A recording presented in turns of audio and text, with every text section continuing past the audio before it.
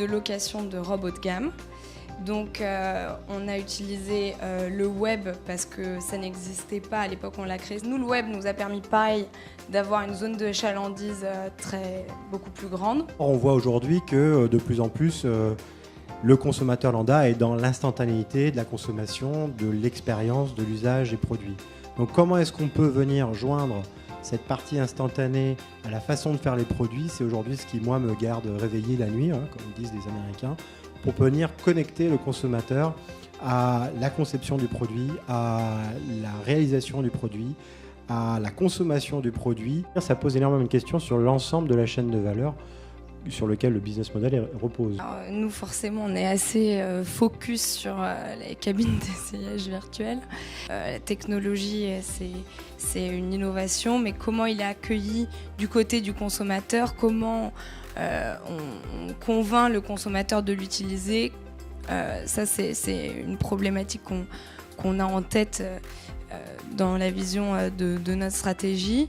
On aspire tous les jours tous les résultats des ventes aux enchères dans le monde entier sur des produits de luxe manufacturés. C'est beaucoup d'analyses derrière, et quand vous allez sur le site et que vous êtes acheteur, ça vous rassure, mais quand vous êtes vendeur, tout d'un coup, ça veut dire ce produit-là, d'abord il a une valeur, donc ça décomplexe l'acte de vente, ça décomplexe l'acte d'achat, et puis ça patrimonialise ces produits de luxe. Moi, je suis un grand convaincu que nos clients, c'est-à-dire vous, allez de plus en plus manipuler des données et que le métier de Lectra va évoluer. Donc, comment va-t-on aider nos clients à mieux gérer ces données ? Et tout ça, ça sous-entend qu'on soit capable d'en faire une visualisation dans un langage commun. Et moi, le seul langage commun que je connais à l'industrie de la mode, c'est tout ce qui est la 3D. Est-ce que ce langage est abouti aujourd'hui ? Non. Il a fait de très gros progrès, mais je pense que dans les 10 ans qui viennent, il va devenir un langage universel. Sans process, il n'y a pas de modèle. Oui.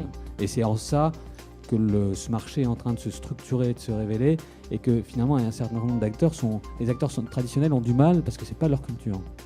Ils ont la culture de l'expertise, ils ont la culture de l'objet, ils n'ont pas la culture du process. On travaille actuellement sur justement la simplification de la conception du produit sans forcément dénaturer la proposition de valeur pour le consommateur. D'accord, un soutien-gorge chez 24 à 30 pièces, on essaie de basculer à 5, puis peut-être 2 demain.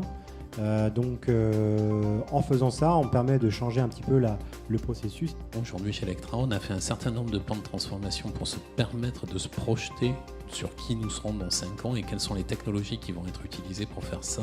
Et ces technologies nous amènent, nous, à changer notre business model. Et c'est ça, si vous voulez, l'expérience qu'on peut partager avec nos clients aussi, parce qu'en fait, on est des enablers qui aident à transformer des business models.